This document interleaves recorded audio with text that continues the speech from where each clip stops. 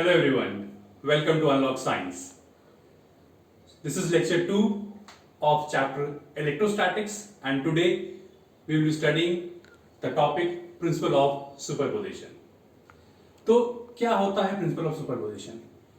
जैसे आप यहाँ देख सकते हैं मैंने यहाँ पे क्या ड्रॉ किया है। मेरे पास यहाँ पे n नंबर ऑफ चार्जेस हैं। चार्जेस कौन कौन से हैं? Q1 है, Q2 है, Q3 है और जो आखिरी चार्ज है that is Qn charge. Now what do mean by principle of superposition?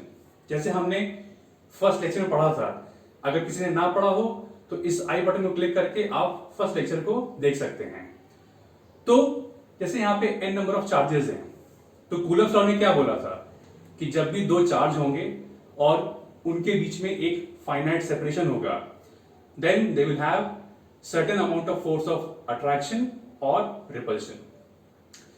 The magnitude of the force was given by the relation F is equal to K Q1 Q2 by R square. तो यहां पे क्या है? We have n number of charges. Q1 Q2 separate by a distance. Q1 Q3 have some amount of distance and Qn and Q1 have some amount of distance between them. So by Coulomb's law, Q2 will be exerting a force on Q1, Q3 भी कुछ force लगा रहा हो Q1 के ऊपर और कुछ force Qn भी Q1 पे लगा रहा होगा. तो जैसे कि हम जानते हैं फोर्स क्या होता है, आप सबको पता है फोर्स क्या होता है, एक वेक्टर क्वांटिटी होती है, तो वेक्टर में डायरेक्शन भी होता है. तो ये प्रिंसिपल ये स्टेट करता है कि जो भी नेट फोर्स इस चार्ज 1 पे एक्ट करेगा वो इन सारे इंडिविजुअल फोर्सेस का वेक्टर सम होगा. तो मैं आपको दोबारा बता सकता हूं मैं कि ये प्रिंसिपल ये स्टेट करता है कि इस चार्ज पे जो भी नेट फोर्स एक्ट करेगा वो क्या होगा, इन सारे चार्जेस का जो भी इंडिविजुअल फोर्स होगा उन सबका वेक्टर सम होगा. तो हम इसको कैसे लिख सकते हैं मैथमेटिकली, आइए इसको हम लोग देखते हैं यहां पे. So the net force acting on charge 1 is equal to the vector sum of all the individual forces acting on charge 1 due to all the other charges. तो आइए देखिए कि इसका एक्सप्रेशन क्या बनेगा. तो जैसे यहाँ पे वेक्टर है, तो वेक्टर में हमें क्या चाहिए होगा, जैसे आप सबको पता होगा, एक मैग्नीट्यूड और एक डायरेक्शन. अब ये डायरेक्शन कहां से आएगा? तो for direction we need to have unit vectors. तो ये क्या होते हैं यूनिट वेक्टर? एक ऐसे वेक्टर जिनका मैग्नीट्यूड 1 होता है और इनका काम सिर्फ और सिर्फ डायरेक्शन को डिनोट करना होता है. तो जैसे यहाँ पे ये फोर्स में लिखा F12, तो अब आप सोचोगे कि F12 क्या होता है. ये तो F12 क्या होता है? Force exerted on charge 1 by charge 2, F12.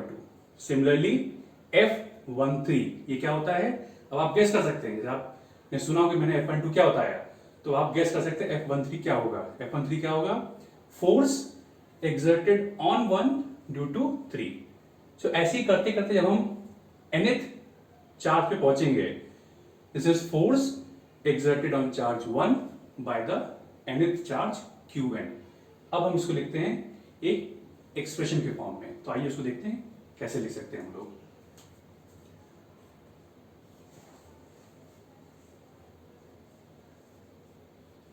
तो इस फोर्स को पहले हम लिखेंगे magnitude. So to write the magnitude we use Coulomb's law.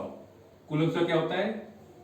K Q1 Q2 bye इन दोनों चार्जेस का सेपरेशन का स्क्वायर. ये तो इस फोर्स का हो गया magnitude. For direction we will use this unit vector R12 cap. F13 क्या बन जाएगा? K Q1 Q3 upon R13 का स्क्वायर और R13 cap. And if you take this to the nth term, मतलब जो आखिरी चार्ज nth चार्ज है, तो इस चार्ज का चार्ज 1 पे फोर्स कैसे लिखोगे आप? K Q1 Qn upon charge 1 और n के बीच के सेपरेशन का स्क्वायर और उन दोनों चार्जेस के बीच का यूनिट वेक्टर जो हो, जो क्या है आपका r1n कैप। तो आइए देखते हैं कि जो हमने रिलेशन निकाला है उसका कंप्रेस्ड या कंडेंस्ड फॉर्म कैसा बन सकता है।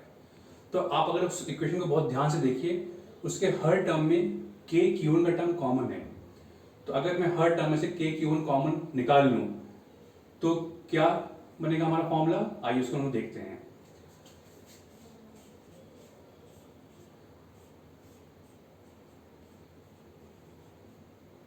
सो फ्रॉम द फर्स्ट टर्म आपका क्या बचेगा, Q2 by R12 square R12 cap, Q3 upon R13 square R13 cap, और जो nth टर्म होगा Qn upon R1n square R1n cap. तो आई होप आपको ये स्टेप समझ में आया होगा। अगर आप नहीं समझ में आया होगा तो आप फिर से देखिए, जो आपका F1 का टर्म बना था जिसमें सारे टर्म्स एक साथ लगे हुए हैं, उन सब में से क्या है आपका K Q1 का टर्म कॉमन है। क्यों? क्योंकि यहाँ पे हम चार्ज Q1 पे लगने वाले सारे फोर्स को स्टडी कर रहे हैं, इसीलिए आपका जो K Q1 का टर्म है वो कॉमन आ रहा होगा। तो मैथमेटिकली हमने यहाँ पे K Q1 का टर्म कॉमन ले लिया है, तो अंदर क्या बचेगा, Q2 by R12 square R12 cap plus Q3 upon R13 square R13 cap and up to so on till the nth term that is Qn upon R1n square R1n cap. अब इसको हम लिखते हैं समेशन या sigma के form में। तो आप सबने क्लास 10 में सिग्मा पढ़ा होगा, जब आपने स्टैटिस्टिक्स पढ़ा होगा तो आप उसमें मीन निकाला होगा, मोड निकाला होगा, मीडियन निकाला होगा, तो आपने सिग्मा पढ़ा होगा। जब बहुत सारे आपको डेटा दिए होते हैं तो आप उनको ऐड करते हो, समेट करते हो, तो हम वही सिग्मा यहाँ पे यूज करेंगे। तो आइए देखिए इसका जो कंप्रेस्ड या जो समेशन वाला फॉर्म होगा वो कैसा बनेगा। तो मैंने लिखा F1 इज इक्वल टू आपका जो K Q1 का टर्म है वो तो कॉमन है, तो वो एज इट इज नीचे आ गया। सिग्मा का फॉर्म कैसा होता है आप सब जानते हैं, कुछ इस तरह बनता है सिग्मा। अब सिग्मा में क्या होता है, एक अपर लिमिट होती है, एक लोअर लिमिट होती है। तो अगर आप ध्यान से देखिए, जो टर्म्स है हमारे वो स्टार्ट कहां से हो रहे हैं, 2 3 4 5 6 अप टू n। मतलब अगर मैं एक वेरिएबल लूं i, तो कहां से स्टार्ट होगा, वो 2 से स्टार्ट होगा और कहां तक जा रहा है, n तक जा रहा है। तो यहां पे अंदर कॉमन टर्म क्या बन जाएगा, Qn अपॉन R1, सॉरी यहाँ पे n नहीं होगा, this will be i, R1i का स्क्वायर और R1i का कैप। मतलब अगर मैं 2 पुट करूं यहाँ पे तो ये क्या बन जाएगा, Q2 upon R12 square R12 cap. तो ये आपको पहला टर्म दे देगा। आप 3 पुट करेंगे क्या मिलेगा आपको, आप गैस कर सकते खुद से भी, Q3 upon R13 square R13 cap. सो आप वैल्यूज बढ़ाते जाएंगे, upon substituting different values of i you will get each and every term of this entire expression। अब आपके मन में क्या सवाल आ रहा होगा कि हमने i इक्वल टू 1 क्यों नहीं पुट किया।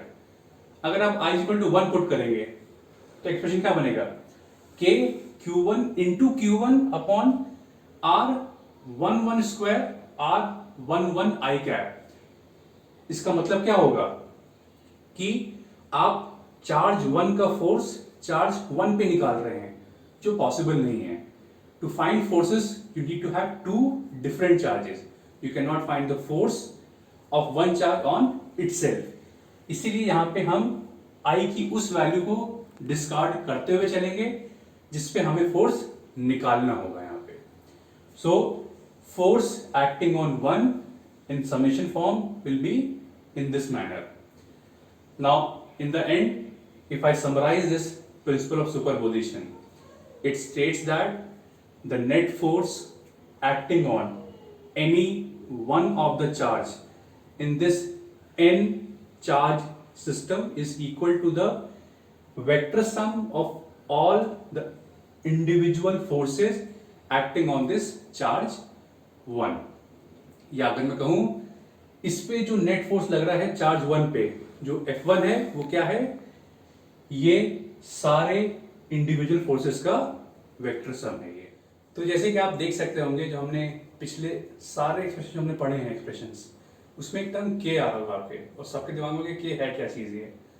जैसे के यहाँ पे भी था, कूलम्स में क्या था, के Q1 Q2 by R². तो के क्या चीज़ है, के इज 1/4 एप्सिलॉन नॉट, जिसकी न्यूमेरिक वैल्यू होती है 9 into 10⁻⁹ newton metre square coulomb -2. Coulomb क्या है, चार्ज का SI unit. Now what is epsilon naught? It is permittivity of free space, जिसकी न्यूमेरिक वैल्यू होती है 8.85 10⁻⁻12 coulomb square metre -2 n -1.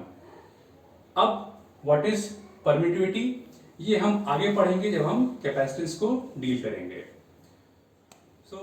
So this is all for today's lecture. I hope you all have understood very well what we mean by principle of superposition. So don't forget to like, comment, share and subscribe, and also don't forget to press the bell icon. So thank you very much. This is all from the team Unlock Science.